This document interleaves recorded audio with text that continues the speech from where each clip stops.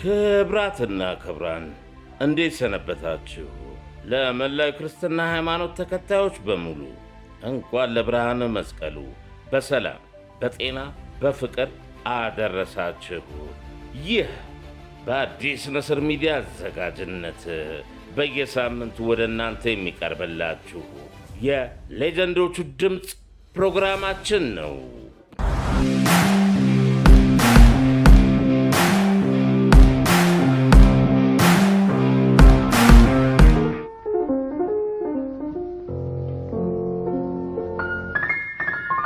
የሶስት የአፍሪካ ዋንጫ ተጫዋች ነኝ።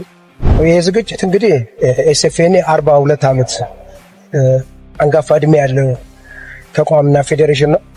ሙሳ ኳስ የምንጫወተው ማታ ማታ ደግሞ እራት እየበላን እንጆ እያደረገ ስፖርት የስፓን ነው እና ዘመንን የመተካቱ ሂደት ከቀደምት አትሌቶቻችን ፍጥነት ጋር ይመሳሰላል። ጊዜውም በጣም ይሮጣል። ወቅቱ በ1981 ዓመተ ምህረት ነበረ። ሰከንድ ደቂቃን፣ ደቂቃ ሰዓትን፣ ሰዓታት ቀናትን፣ ቀናቶች ወራትን እያለ ዓመታት በመተካካት እንደ ቀልድ ክስተቱ ከተፈጸመ 37 ዓመታቶች ተቆጥረዋል። በኢንተርናሽናል የእግር ኳስ ግጥሚያ የኢትዮጵያ እግር ኳስ ቡድን የግብፃቸውን ለመግጠም ካይሮ አቅንቷል። 6 ቁጥርም በተደጋጋሚ ስሟ ተነስቷል። ግብጾች ግማሽ ደርዘን ጎል አስቆጥረዋል። የእኛ ልጆችም ለምን በባዶ በሚል አንድ የማስተዛዘኛ ግብ አገብተዋል። ጨዋታው 6-1 በሆነ አጠቃላይ ውጤት ተጠናቋል። ከግጥሚያው መጠናቀቅ በኋላ በገባብንና ባስተናገድነው ግብ መጠን 6 ተጫዋቾቻችን ከግብፅ ሆቴል ጠፍተዋል። በመቀጠልም ለእስር ተዳርገዋል። የጠፉትን ተጫዋቾች ለማስመለስ ፕሬዝዳንት መንግስቱ ኃይለማርያም የልዑካን ቡድን ወደ ግብፅ ልከዋል። ከጠፉት ተጫዋቾች መካከል የቅዱስ ጊዮርጊስና የኢትዮጵያ ብሔራዊ ቡድን ውጤታማው የፊት አጥቂ ተጫዋች ጌቱ ከበደ ሰላዩ ሬሳ አንዱ እንደነበር ይታወሳል። ውድ የአዲስ ነስር ሚዲያ ተከታታዮች ባለፉት 2 ሳምንታት የሌጀንዶቹ ድምፅ ፕሮግራማችን እንግዳ በመሆን ታሪኩን ያቀረብንላችሁ የጌቱ ከበደ ታሪክ 3ኛው ክፍል ከዚህ እንደሚከተለው ቀርቧል።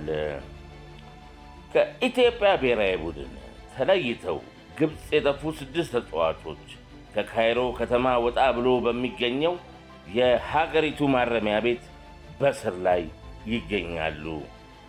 የፕሬዝዳንት መንግስቱ ኃይለማርያምን መልእክት የያዙ 3 የስፖርቱ ቱባ ባለሥልጣኖች ካይሮ ገብተዋል። ጊዜም ሳያባክኑ ተጫዋቾቹ ወደ ታሰሩበት የሀገሪቷ ትልቅ እስር ቤት አምርተዋል። ልጆቹንም በማስጠራት ተራ በተራ በማናገርና በማግባባት ስራም ተጠምደዋል። ኢትዮጵያ እንዲመለሱ በዛ ላይ ምንም ችግር እንደማይገጥማቸው ደጋግሞ ይነግሯቸዋል። መንግስት ምሕረት ስለማድረጉ ኮሎኔል መንግስቱ ኃይለማርያም በፊርማቸው ጭምር አረጋግጠው የላኩትን ደብዳቤ በዋስትና መልክ ያሳዩአቸዋል። ተጫዋቾቹን አባብለው ለማስመለስ ይጥራሉ። በማግባባት ሥራ ላይም ተጠምደዋል። ጌቱ ከበደን ጨምሮ 3 ተጫዋቾች አንመለስም፣ እናንተም አትድከሙ፣ እኛንም አታድክሙን በሚል ፈርጠም ብለው በቁጣ የታጀበ ምላሽ ሰጥተዋቸዋል። 2 ተጫዋቾች ደግሞ ከመልእክተኞች ጋር ቆይታ ካደረጉና ከተነጋገሩ በኋላ ሲመለሱ የመለሳለስ ስሜትን አንጸባርቀዋል። ሁኔታው አላማራቸው ጌቱና ተካበ መክረውና አስፈራርተው ለመወሰን የተቸገሩትን ልጆች በመጥፋቱ አቋማቸው እንዲጸኑ አደረጓቸው። በዚህ መነሻነት 5ቱ ተጫዋቾች በቃላቸው ጸንተዋል። ዳግመኛ ወደ ኢትዮጵያ ላለመመለስም ተስማምተዋል። የመጨረሻውና ስድስተኛው ተጫዋች ቀርቷል። የመልእክተኞቹን ሐሳብ ተቀብሎ ለመመለስ ይስማማል ብሎ ማንም አልጠበቀውም፣ ማንም አልገመተውም። የሚጫወተው ከሰራዊቱ ቡድኖች ለአንዱ ነበረ። ቋሚ ሰራዊቱ አባል ባይሆንም በፈለገበት ጊዜ ክለቡን መልቀቅ አይችልም።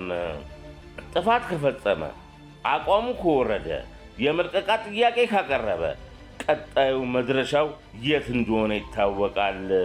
በወቅቱ ጦርነት ወደ ተፋፋመበት ሰሜን ግንባር ውጊያ ቀጠና ግዳጅ ሊላክ ይችላል። በብሔራዊ ውትድርና ስም የእግረኛ ጦርን አለያን የመድፍ ጥይት አቀባይ ላለመሆኑ ዋስትና አልነበረውም። በዚህ መነሻነትም ገና የተመለስ ጥያቄ ሲቀርብለት በቁጣ ትቶ እንደሚመለስ ብዙዎቹ ጠብቀውታል። የፕሬዝደንቱ መልእክተኞች የጠፉትን ልጆች ሐሳብ ለማስለወጥ ስስ ጎናቸውን ለመጠቀም ሞክረዋል። የፍቅር ግንኙነቱ ምን ይመስላል? ወንድሙ ወይስ እህቱ? እናቱ ናቸው? አባቱ? ደካማ ጎኑ ስለሚለው የተሟላና በቂ መረጃ በእጃቸው ይዘዋል። የዚህ ተጫዋች ደካማ ጎኑ የሴት ጓደኛው ስለመሆኑም ደርሰውበታል። ልጅቱ የስፖርት ኮሚሽን ቋሚ ሠራተኛ ነበረች። በሥራ ምክንያት ጨዋታ ያለቀን ካምቦልጇ አጠፋም። በቁድናዋም የስቴዲየሙን ድምቀት ነበረች። ብዙዎችም ይመኟታል፣ ዓይናቸውንም ይጥልባታል። እንስቷ ግን በተጫዋቹ ፍቅር ከንፋለች፣ እጅም ሰጥታለች። ፍቅራቸው ፀሐይ ከሞቀው ተመልካች ካወቀው ሰነባብቷል። መልእክተኞቹ ስለ ጉዳዩ ያውቃሉ። በእሱ መጥፋት ክፉኛ መጎዳቷን በናፍቆት አለንጋ እየተገረፈች ስለመሆኗም አስተዛዝነው አጫውተውታል። ሀገር ቤት እንዲመለስም መክረውታል። እሱም ሐሳባቸውን ወዲያውኑ ተቀበላቸው። ከስርም እንዲለቀቅ አደረጉ። ወደ ኢትዮጵያም ተመለሰ። እነጌቱ በልጁ ድርጊት በጣም አዘኑ። የስደት ቃላችን ባንቼ ፈረሰ፣ የራሔልም ናፍቆት መሐላ ፈረሰ፣ እኛን ወይኒ ትቶ ሀገር ቤት በረረ በሚል የወቅቱ ስሜታቸውን በዚች አጭር ግጥም ገለጽኩላቸው። በግብፅ እስር ቤት የነበሩት ጌትው ከበደ፣ ሰላዩ ሬሳና ጓደኞቹ ከልጁ መሄድ በኋላ የሰሙትን ማመን አቃታቸው። ልጁ ለዩኤን እና ለሚመለከታቸው አካሎች የፖለቲካም ሆነ የፋይናንስ ችግር እንደሌለባቸው ቃል መስጠቱን አረጋገጡ። ከተለያዩ 3 ቦታዎችም ክፍያዎችን እንደሚያገኝ ተናግረዋል መባሉ ክፉኛ አሳዘናቸው። ገና ከጅምሩ ተጫዋቾቹ ካይሮ ለመቅረት ወስነው ከሆቴል ሲጠፉ ቤታቸው የወሰዷቸው የኳስ ሜዳ ልጆችና የነጌቱ ጓደኞች ደጋግመው ነግረዋቸዋል። ከመናገር ባለፈም አስጠንቅቀዋቸዋል። ተመላሽ ካለም የሌሎቹን ዕድል ሳያበላሽ በጊዜ እንዲመለስ ደጋግመው ጠይቀዋቸዋል። የግብፅ ፖሊስ አዛዥም ይህንን ቃል ደግመውላቸዋል። በአጭር የጊዜ ቆይታ ወደ ሌላ አገር ለመሻገር የጉዞ ዋስትናቸው ጭምር እንደሆነም መክረዋቸዋል። እስከ መጨረሻው ሁላችሁም አንድ ሆኑ። ይህንን ካደረጋችሁ ብቻ ጉዳያችሁ በአጭር ጊዜ ተቀባይነት ያገኛል። ወደምትፈልጉት ሀገርም ትሄዳላችሁ። አንዳችሁ የሐሳብ ለውጥ ካደረጋችሁ ግን ረጅም ጊዜ ካይሮ ትቆያላችሁ ተብለዋል። የፈሩት ይደርሳል፣ የጠሉት ይወርሳል እንዲሉ ስምምነቱን ረስቶ መሐላውን አፍርሶ ወደ ኢትዮጵያ በተመለሰው ልጅ መነሻነት ችግር ተፈጠረ። በስር ተጨማሪ ጊዜያቶችን ለማሳለፍም ተገደዱ። ወደ ሌላ ሀገር የሚሻገሩበትን ወቅትም ተራዘመባቸው። ሦስት ሀገሮች የጥገኝነት ጥያቄውን ውድቅ ማድረጋቸው ተሰማ። አሜሪካ፣ ካናዳና አውስትራሊያ የጓደኛችሁ ወደ ሀገር ቤት መመለስ የጥያቄያችሁን ሐሰተኝነት ያረጋግጣል በሚል አንቀበልም በሚል አሳወቋቸው።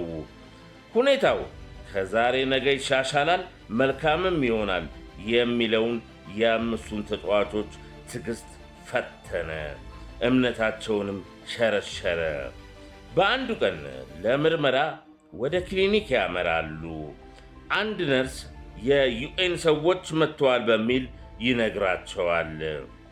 ወዲያው ከክሊኒኩ ለመውጣት ሞከሩ። ፖሊሶች ግን አይቻልም ብለው ከለከሉ። ተጫዋቾቹ በንዴት ጦፉ፣ አራስ ነብርም ሆኑ። በር ላይ የቆሙትን ፖሊሶች ገፍትረው አለፉ። በቀጥታ የዩኤን ሰዎች ያሉበትን ቢሮ በርግደው ገቡ። መሳሪያ የያዙ በርካታ ፖሊሶች በቅጽበት ቦታው ላይ ደረሱ። ከነጌቱም ጋር ፊት ለፊት ተፋጠጡ። ሊይዟቸውም ሞከሩ።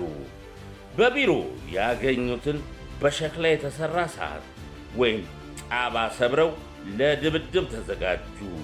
ያልጠበቁት ሁኔታ የገጠማቸው የዩኤን ሰዎች በሁኔታው ክፉኛ ተደናገጡ። የማረሚያ ቤቱ ፖሊስ አዛዦችም ወዲያውኑ ቦታው ላይ ደረሱ። መሳሪያ የያዙትን ፖሊሶች ክፍሉን በአስቸኳይ ለቀው እንዲወጡ ትዕዛዝ አስተላለፉ። አለመግባባቱም እንዲበርድ አደረጉ። የእኛ ልጆች እንዲናገሩ ዕድል ተሰጣቸው። ጉዳያችንን አትከታተሉልንም፣ ትታችሁታል፣ የ4 ወራት ጊዜያቶችን በስር አሳልፈናል በሚል ቅሬታቸውን አሰሙ። የዩኤን ሰዎችም ተቀባይ ሀገር በመጥፋቱ እንደሆነና ጥረቱን ግን አጠናክረው እንደሚቀጥሉ፣ ለዚህም ልጆቹ ትዕግሥት ማድረግ እንዳለባቸው ምላሽ ሰጡ። ተጫዋቾቹ ክፍሉን ለቀው ሲወጡ እጅ ለእጅ ተያያዙ። የተለያየ ክፍልማ አንታሰርም ብለው አመፁ። አንድ ክፍል እንዲቀመጡ ተፈቀደላቸው። የግብፅ መንግሥትም ሆነ የዩኤን ሰዎች እነጌቱ አቋማቸውን እንዲለውጡ ፈልገዋል። በስር ቆይታቸውን ተማረው በራሳቸው ጠያቂነትና ፍላጎት ወደ ሀገር ቤት የመመለስ ጥያቄ እንዲያቀርቡ አስበዋል። እነጌቱ የግብጾች ሐሳብ ገብቷቸዋል። ለዚህም አንድ ዘዴ ቀየሱ። የራብ አድማ ለመምታትም ከውሳኔ ላይ ደረሱ። 5 ተጫዋቾች የራብ አድማ መምታት ጀመሩ። ብርሃን እንዳያስገባና ከውጭ ወደ ውስጥ ምንም እንዳያሳይ የታሰሩበት ክፍል በችቡድ ተሸፈነ። የእኛ ልጆች በስር ቆይታው መርዘም አምረዋል።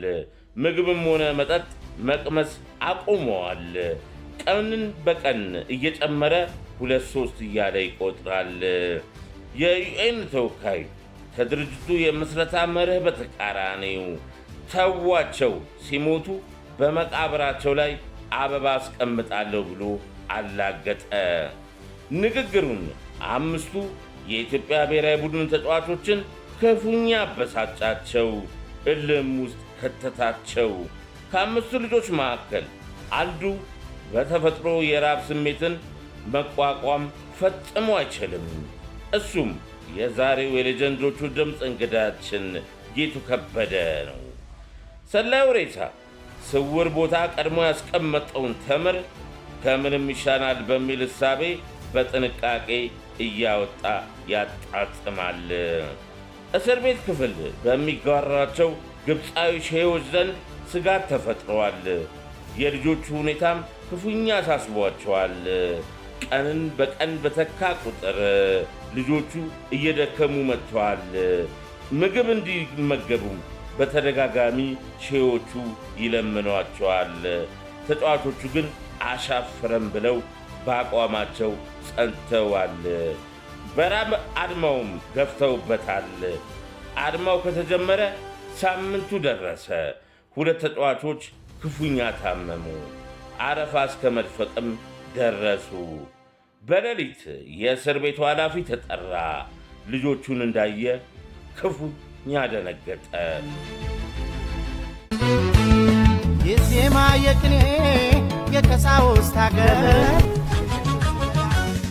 የተናገረው ወገንም ጎንደር የተናገረው ልክ እንደ ነብይ ቀድሞ ያለመው የሚሆነው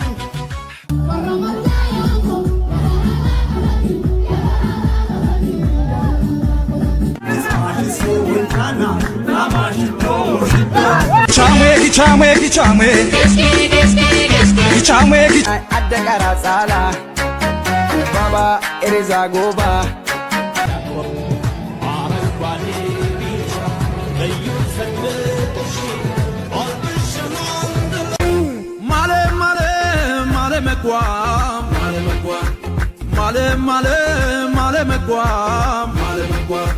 كيرا عفارة قبا يا بولاي سبتي ورا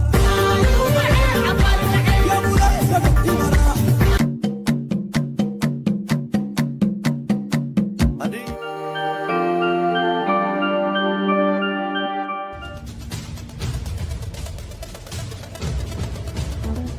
አዲስ ንስር ስፖርት እግር ኳስ፣ ቅርጫት ኳስ፣ አትሌቲክስ፣ ቦክስ፣ ሌሎችንም ስፖርቶች ይዳስሳል። ዘመን የማይሽራቸው መሳጭ ታሪኮች ይቀርቡበታል።